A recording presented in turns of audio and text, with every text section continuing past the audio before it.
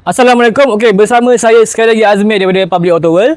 Hari ni saya nak memperkenalkan kat korang sebuah kereta 4-wheel drive daripada Bentley.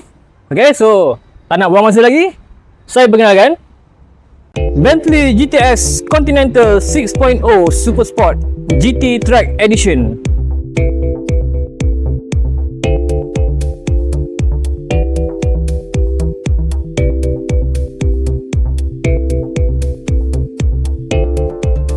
Okey, korang nak tahu apa barang-barang baik, barang-barang best yang ada kat kita ni? Jom kita tengok.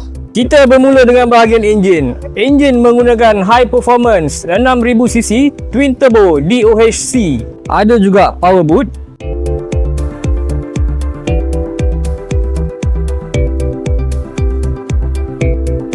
...20 inci two-tone super sport rim.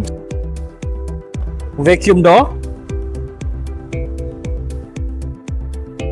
Jom kita tengok bahagian dalam pula. Okey, kalau kita tengok sini, bahagian dalam dia memang dah dipenuhi dengan set carbon dan Alcantara punya. Okey.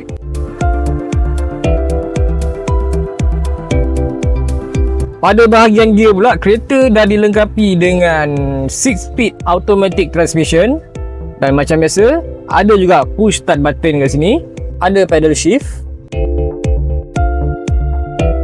Telescopic steering.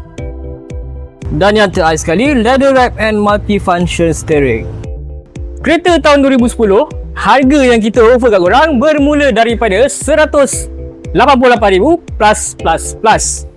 So, untuk korang yang nak dapatkan kereta ni, macam biasa, boleh terus datang ke showroom kita.